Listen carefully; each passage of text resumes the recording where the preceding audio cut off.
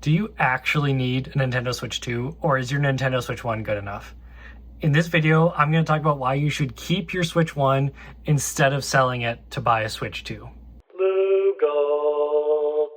But before we get into this video, I just want to mention that a very small percentage of people that watch my videos are actually subscribed.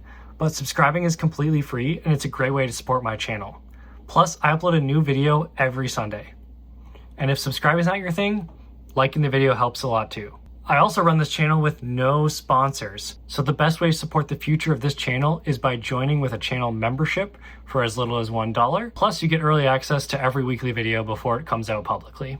Okay, so what are the pros of holding on to your Switch 1 instead of getting a Switch 2?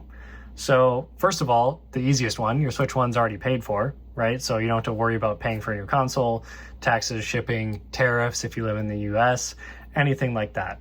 And Switch 2 has a lot of costs associated with even the games itself. Like the games are more expensive, the peripherals are more expensive. Some of the games have upgrade costs, Switch 2 upgrades that are hidden costs. That just increases how much everything is going to cost.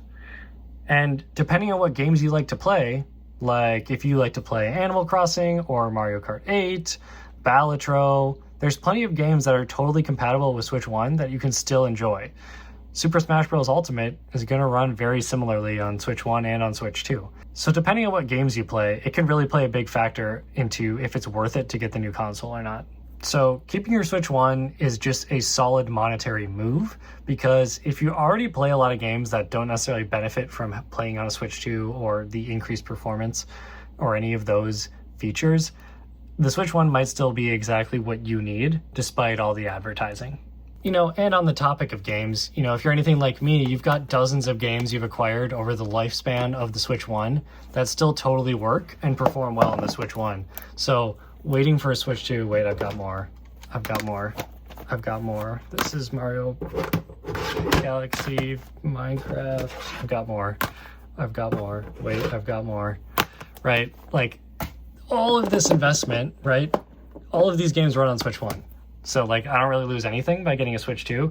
So you can enjoy a huge library of Switch 1 games. Let me put up that, there's that image from Reddit that has like 8,000 cartridges in one image. I'm gonna find it and put it in here. I love using that in videos. There's so many games available for this console that it's even worth it to get a Switch 1 today if you don't have one. There's just like, there's an unbelievable amount of games. I couldn't even cover or list all of them. There's thousands, right? So this is cheap entertainment, free entertainment. You can pick more titles up on the eshop still for good deals. And you already own all these games, or you can get them secondhand if they're physical copies.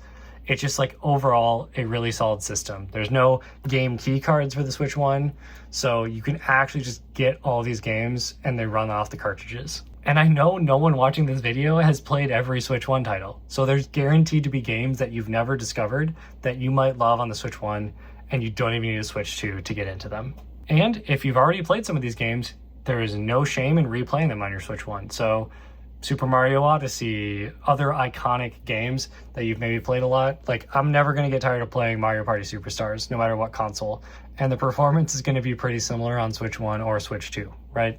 So that's not the case with every game. Like obviously a game like Pokemon Legends Arceus is going to run way smoother on the Switch 2, but it's just something to consider. Instead of chasing the new Switch 2 or Switch 2 titles or Switch 2 peripherals, just kind of focus in on squeezing out the most amount of fun and time you can out of your Switch 1 console. Okay, here's another method if you want to hold on to your Switch 1 and not sell it. And I've talked about this before on my channel, but giving your Switch 1 a second life job.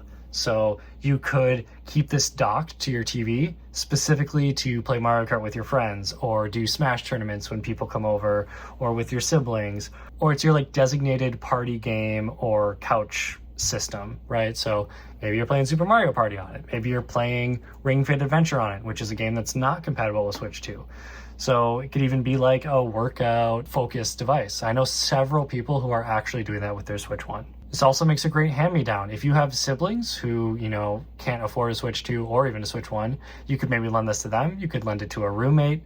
If you're older and have roommates, you could really do anything with it. So passing it off to someone else who loves gaming is also a pretty good strategy, especially if times are tough. Maybe you gift it to someone at Christmas, put it back in the original box. You know, it could be something. It's also good for like a travel or a beater system, right? So take it on road trips, airplane, vacations, stuff like that. If you have a Switch 1 or you have a Switch 1 and a Switch 2, something happens to this one, you're not going to be as sad about it because it's not your main system anymore. The key here is not thinking about your Switch 1 as like your old console. Think about it as the console that is on the go with you, or the console that you lend out to other people, or the console you're like slightly less attached to compared to the brand new Switch 2. Okay, but time for the last section. This is the section I think most people fall in. The section of timing.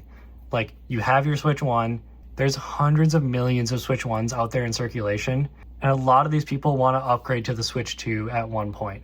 But when is the best time to upgrade? That is the question.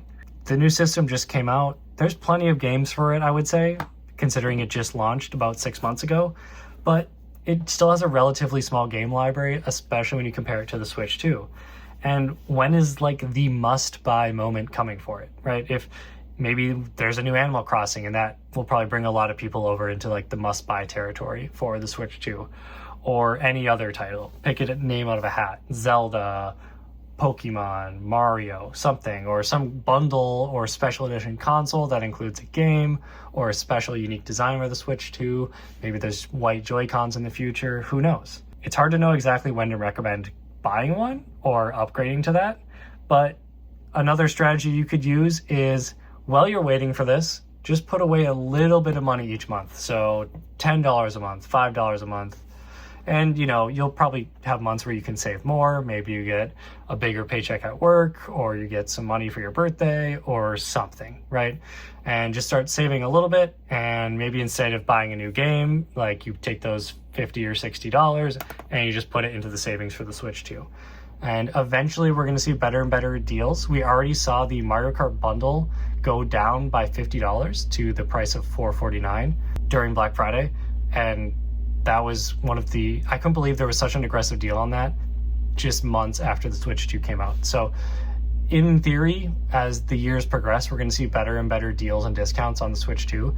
It's even possible we could see a Switch 2 Lite at some point, or maybe people could enter the Switch 2 ecosystem if Nintendo ever decides to release a Switch 2 Lite.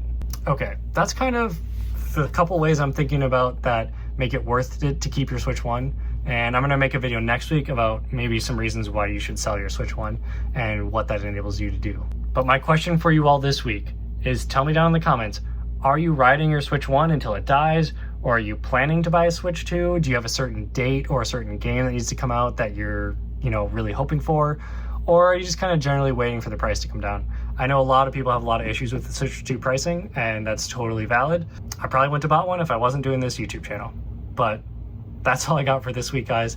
I'll see you in next week's video. Make sure to subscribe if you made it to this point in the video, and make sure to drop a like. That really helps my channel, and shout out to anyone who watches the videos all the way to the end. You are my favorite people on the channel, and I'll see you next week. Peace out.